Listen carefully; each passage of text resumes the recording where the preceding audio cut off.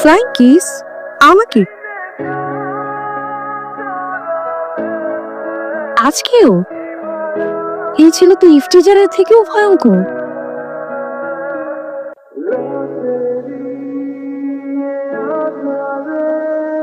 এই ইফতিজারকে একটা ধুলাই দিতেই হবে।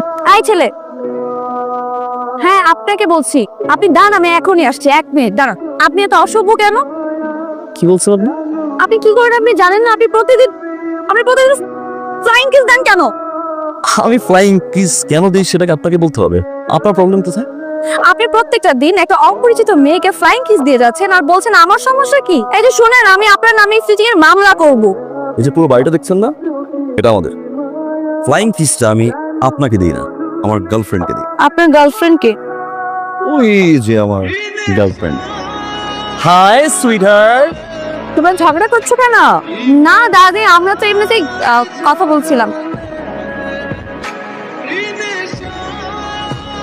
ওই মেয়েদের সঙ্গে ঝগড়া করছিলি কেন? দুই তলাতে থাকে। হ্যাঁ, সে কি ভাবছে জানো, আমি ফ্লাইং কিসটা তাকে দিই। দিলে অসুবিধা ছিল না, ভালোই হতো। ওই লক্ষ্মী মেয়েটার মতন একটা মেয়ের সাথে তোকে বিয়ে দিয়ে আমি তোকে আমার কাছে রাখতে চাই। কিন্তু সুইটহার্ট, তোমার ছেলে আর ছেলের বউ আমার জন্য এরকম লক্ষ্মী একটা ক্যানাডিয়ান মেয়ে পছন্দ করে রেখেছে। ওই উজবুকটার নাম আমার সামনে নেবে না। যে ছেলে মাকে ভুলে যায় সে মানুষ? হ্যাঁ, কিন্তু সুইটহার্ট, আমার তো তোমাকে পছন্দ। একটা ঘষি লাগাবো।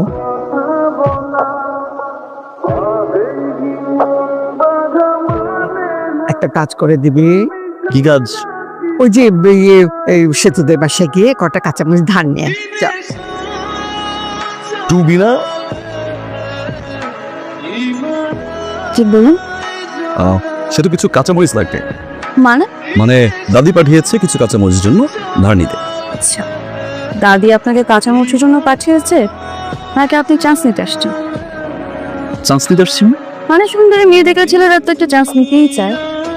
তাহলে সুন্দরী মেয়ে, আপনি আপনার আম্মুকে একটু ডাকুন। মাকে এই শহরে এই সময়ে কেউ কারো বাসায় কাঁচামরিচ চাইতে আসে সেটাও বিশ্বাস করতে হবে। আপনি যতই বানিয়ে বানিয়ে কথা বলেন না কেন, আমি আপনার কথা বিশ্বাস করলাম না। কি রে, কাঁচামরিচ আনতে তোর এতক্ষণ লাগতেছে? আসছি দাদি, সোনার হরিণ নিতে পাঠাইছো তাই না? কাঁচামরিচ নিয়ে আসছি, নিন হাত পাতাম। একটা বাটিতে করে দিবেন, একটা সামান্য একটা কার্টিসি রে। আমি যদি আপনাকে এখন বাটি দেই, আপনি বাটি ফেরত দেওয়ার জন্য আমার বাড়িতে আবার আসবেন, আবার কলিংবেল চাপ দিবেন, আবার আমার সাথে কথা বলবেন, আবার। নিন। থ্যাঙ্কস। ওয়েলকাম। So rude.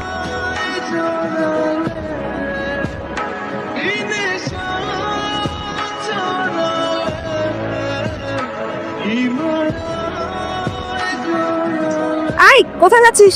এদিকে আয়। পায়েস রান্না করেছি, যা বাড়ি আনতি দাদিকে দিয়ে আয়। তুমি যাও না, আমি যাবো কেন? যা দিয়ে আয়।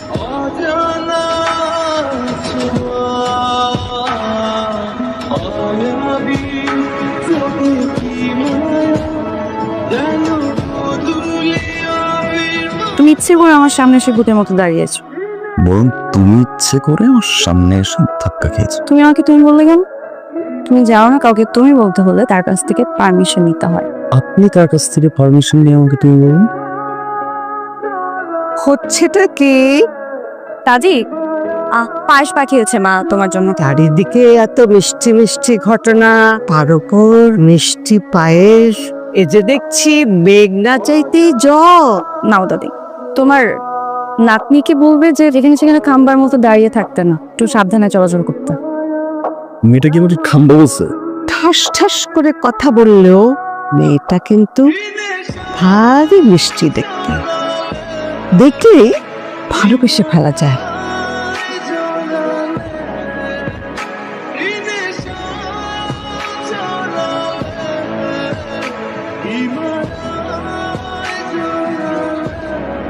বাটি ফেরত দিতে আসছো? দাদি সেবাই রান্না করে দিছে।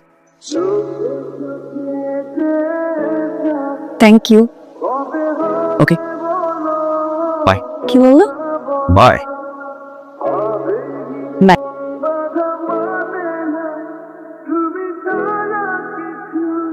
সূর্য, কেন আমি হাসির কি বললাম? এখন আমি কি করব বল না। ছেলেটা কি? আমাদের বাড়িওয়ালার নাতি। বলে স্যার? না দোস্ত, আমি তো জানি না ও আমাকে পছন্দ করে কিনা। আচ্ছা, তুই কি কখনো খুব সেজে গুজে ছেলেটার সামনে গিয়েছিলি? না। একদিন খুব সেজে মানজা মেরে ছেলেটার সামনে যা। তোর মানজা মারা দেখে যদি ছেলেটা তোর দিকে মুগ্ধ চোখে তাকিয়ে থাকে, তাহলে নিশ্চিত এই ছেলেটা প্রেম করছে।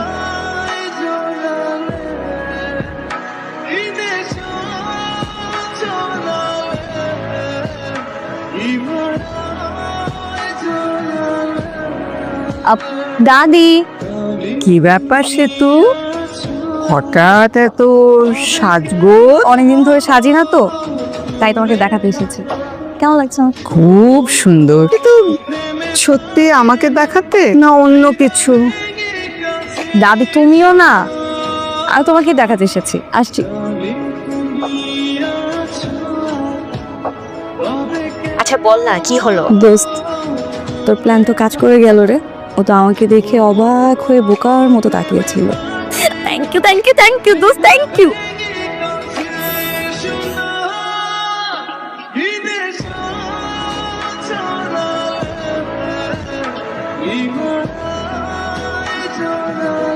এসব ফালতু জিনিস খান কেন? এই শোনো, বলেন কি?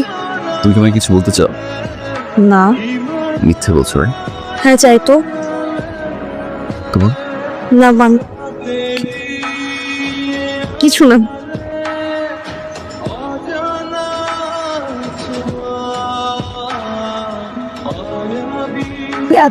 তোর জন্য আমার মান সম্মান কোনো কিছু থাকলো না। খবরদার, কিষানের আশপাশে যেন তোর না দেখি। আর খুব তাড়াতাড়ি আমি তোর বিয়ের ব্যবস্থা করছি। আমি তোকে পছন্দ করি, ও আমাকে পছন্দ। একদম চোখ, যেটা বললাম সেটা মনে রাখবি। সেতু, তোমার সাথে আমার কিছু কথা আছে।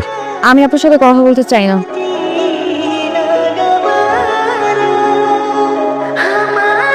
সেতু, আমার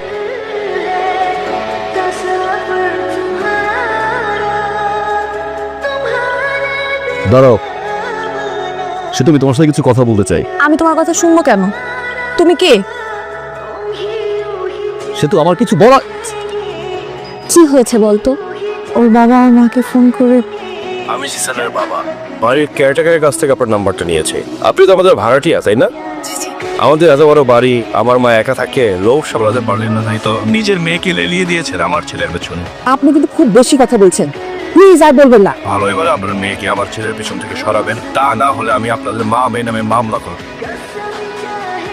এখন মা আমার বিয়ে ঠিক করছে। তার যে সে বাড়িতে বসে আমার বিয়ে দিবে, সে জিসানের বাবাকে দেখাতে চায় সে লোভী না। আমি কি করবো এখানে? আমি তোমাকে ভালোবাসি সেতু, আর আমি এটাও জানি তুমি আমাকে ভালোবাসো। আপনার ধারণা ভুল। আমি আপনাকে ভালোবাসি না, কখনো বাসিও নি। মিথ্য সেতু। অবশ্যই সত্যি। আমি কখনো বলেছি আমি আপনাকে ভালোবাসি? তবে তোমার চোখ লুকিয়ে লুকিয়ে কেন দেখতো আমাকে? কেন তোটা কাছে এসেছিলে? এভরি সিঙ্গেল টাইম তোমার এই চোখ আমাকে বলতো দ্যাট ইউ লাভ মি। ভালোবাসো তুমি আমাকে সেতু। মিথ্যে। আপনি ভুল ভেবেছেন। আর কখনো আমার সামনে আসবেন না।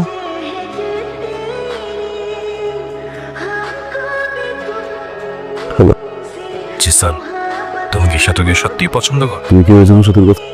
সেটা কোনো বড় প্রশ্ন নয়। তুমি কি সত্যি ওকে পছন্দ করো? তুমি কিন্তু জেরির সাথে বিয়েতে রাজি ছিলে। কারণ তুমি চেয়েছিলে বাবা, তোমার চাওয়ার ক্ষেত্রে আমি না বলিনি। সত্যি বুঝতে পারিনি সেতুকে এত ভালোবেসে ফেলবো। ঠিক আছে, যদিও আমার অনেক ক্ষতি হয়ে যাবে, কিন্তু বাবা হিসেবে তোমার হ্যাপিনেস দেখাও আমার দায়িত্ব।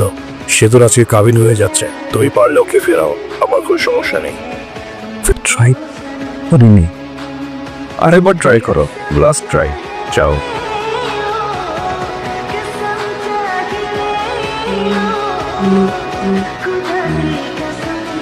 Stop aunty, please stop.